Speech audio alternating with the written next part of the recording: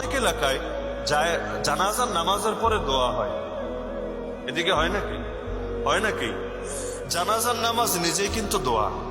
জানাজার নামাজটা পড়া হয় কিসের জন্য? দোয়ার জন্য। জানাজার নামাজে তাকবীর কয়টা দেয়? 4টা। প্রথম তাকবীরের পর সানা পড়ে, সানা মানে প্রশংসা। কার প্রশংসা? আল্লাহ। দ্বিতীয় তাকবীরের পর কি পড়েন? দুরূদ শরীফ। দুরূদ শরীফ পড়েন কার নামে? রাসূলুল্লাহ সাল্লাল্লাহু আলাইহি ওয়াসাল্লামের নামে। তৃতীয় তাকবীরের পর কি করেন? দোয়া করেন। তাহলে আগে সানা পড়লেন, এরপর দুরূদ পড়লেন, এরপর দোয়া করলেন। এই সিরিয়ালটা কেন বোঝেন? কারণ দোয়া কবুল হওয়ার জন্য সবচাইতে আসান তরিকা হলো যেই দোয়ার শুরুতে এবং শেষে আল্লাহর প্রশংসা থাকে, নবীর শানে দুরূদ থাকে, ওই দোয়া আল্লাহ ফিরায় না, আল্লাহ তাআলা কবুল করে।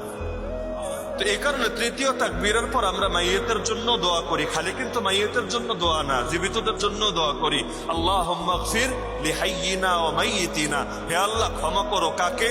লিহাইয়িনা মানে আমাদের মধ্যে যারা জীবিত আছে তাদেরকে, ওয়া মাইয়িতিনা এবং যে মরে গেছে তাকে। মরার দোয়া পরে, জিন্দার দোয়া কিন্তু আগে। উপস্থিত অনুপস্থিত সকলের জন্য দোয়া করা হয়। ওয়া শাহিদিনা ওয়া গায়িবিনা, শাহিদ মানে উপস্থিত, গায়িব মানে অনুপস্থিত। ছোট বড় সবার জন্য দোয়া হয়। ওয়া সাগীরিনা ওয়া কাবীরিনা, সাগীর মানে ছোট, কাবীর মানে বড়।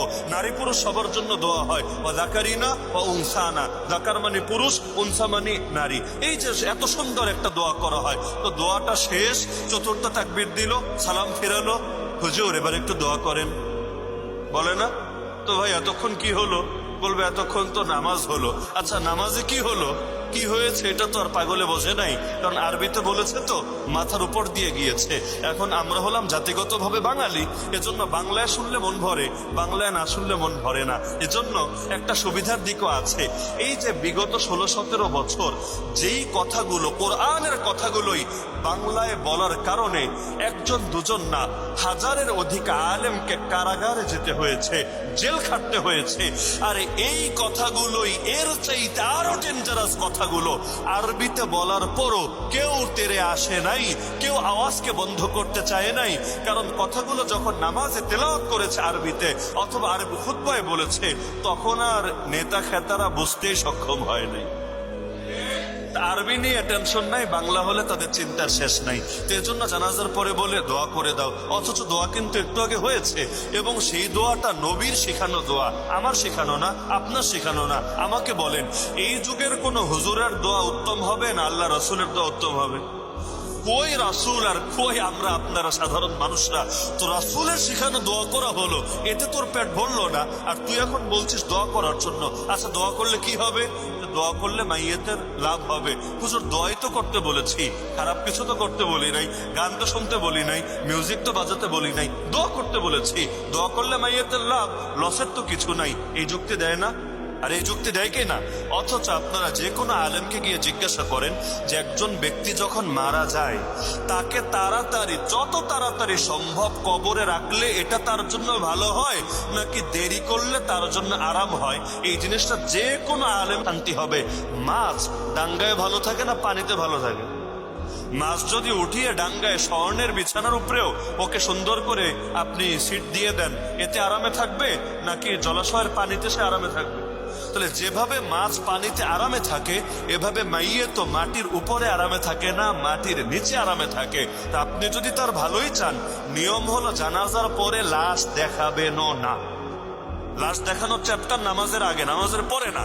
নামাজ শেষ, যত তাড়াতাড়ি সম্ভব তাকে নিয়ে আপনি মাটির নিচে দাফন করবেন। হ্যাঁ, দাফন করার পরে যত মনে চায় দোয়া করেন, কোনো সমস্যা নাই।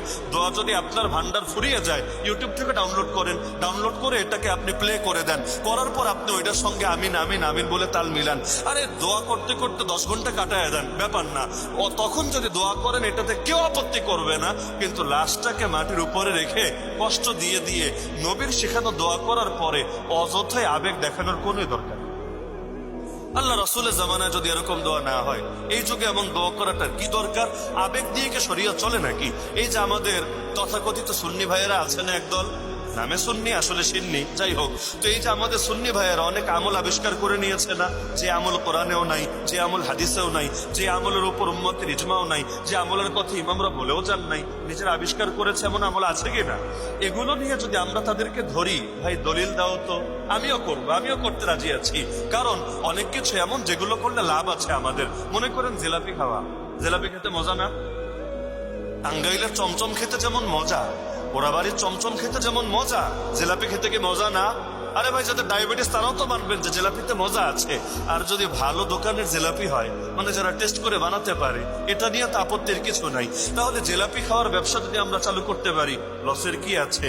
আর আপনি আসবেন, একটু মাথায় হাত বুলিয়ে দিব আর পকেটে খালি হাত ঢুকাবো। কেন ঢুকাবো বুঝতেই তো পারছেন। এভাবে নিবো আর নিবো আর ঢুকাবো, নিবো আর ঢুকাবো, এতে কি আমার লস না লাভ? আরে প্রতিদিন যদি এভাবে 100 জনের থেকেও নিতে পারি, বছর শেষে হিসাবটা তো বিশাল এক হিসাব।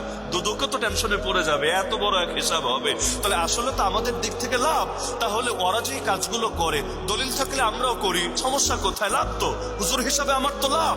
কিন্তু যখন জিজ্ঞাসা করি, ভাই দলিল দাও তো, এমন পাগলামে কোথাও বলে, হুজুর এটার জন্য দলিল লাগে না, সহি দলিল লাগে না, সহি দিল থাকলেই চলে।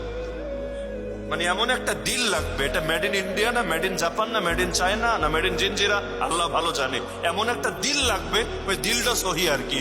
সহি দিল থাকলে সহি দলিল আর লাগবে না, সব কিছু বৈধ হয়ে যাবে। এরকম সহি দিল দিয়ে কত কিছুকে যে মানুষ বৈধ সাব্যস্ত করে। হুজুররা আপনারা মসজিদে ফতোয়া দিবে, শালীর সঙ্গে পর্দা ফরজ, তাই না? দেবরের সঙ্গে পর্দা ফরজ, অমুক আর তমুক আত্মীয়ের সঙ্গে পর্দা ফরজ, অমুক তমুক কাজিনের সঙ্গে পর্দা ফরজ। ফতোয়া দেয় না কি দেয় না? ফতোয়া দেওয়ার পরে বাসায় গিয়ে বলে, না এই হুজুরটা ভালো না, এই হুজুরের মনে ডিস্টার্ব আছে, মনে সমস্যা আছে, এদের মন খারাপ, এজন্য সবকিছুরে খারাপ ভাবে দেখে। না হলে শালি তো ছোট বোনের মতোই, আরে দেবর তো ছোট ভাইয়ের মতোই। এখানে এসে হুজুরদের ধর্মরে টানা লাগে না, ইসলামে তো কঠিন না। এগুলো বাঙালি হুজুরদের বাড়াবাড়ি। বলে না কি বলে না? আরে বলে না কি বলে না? এমনকি দেখা যাবে বহুত নামাজি লোক, বহুত রোজাদার লোক, ইসলামের বহুত বিধান মানে, কিন্তু বাড়িতে আপনি যদি লক্ষ্য করেন দেখবেন এই লাইনগুলোতে পর্দাপশিটা ঠিকভাবে রক্ষা করে না। এদের দলিল কি জানেন? দলিল হলো না, আমাদের দিল ভালো, আমাদের মন ভালো, আমাদের পিওর একটা মন আছে। এই মনের মধ্যে কোনো আর্সেনিক নাই, কোনো ফরমালিন নাই, কোনো ভেজাল নাই, এটার মধ্যে কোনো ধরনের কোনো দূরতম ওয়াসওয়াসা নাই। এটা দিয়ে সবকিছুকে বৈধ করে ফেলে। আরে বুঝলাম বেডি অথবা বেডা তোর মন ভালো, কত ভালো! আল্লাহর রাসূল এবং তার পবিত্র স্ত্রীদের চাইতেও ভালো। আল্লাহ রসুলের ঘরে এক অন্ধ সাহাবী এসে ঢুকলেন, আব্দুল্লাহ বিন উম্মে মাকতুম রাদিয়াল্লাহু আনহু। আল্লাহ রসুল তার স্ত্রীকে বলেন নাই যাও ঘরে চলে যাও? স্ত্রীর সঙ্গে খাদেমাও ছিল। নবী বললেন যাও জলদি ঘরে যাও। তারা অবাক, ইয়া রাসূলুল্লাহ সে তো অন্ধ, সে তো আমাদের দেখবে না, তাহলে যদি নাই দেখে আমাদের ঘরে যাওয়ার কি দরকার? আল্লাহ রসুল বলেন নাই আফা আমিয়াওয়ানি আনতুমা আলাস্তুমা তুবসিরানিহি, বুঝলাম সে অন্ধ। আরে তোরা দুজন অন্ধ নাকি? তোরা কি দেখতে পাচ্ছিস না? তার মানে তোমরা দেখবাই অন্ধ সাহাবীকে, এটাও ইসলামী শরীয়ত এটাকেও প্রমোট দেয় না।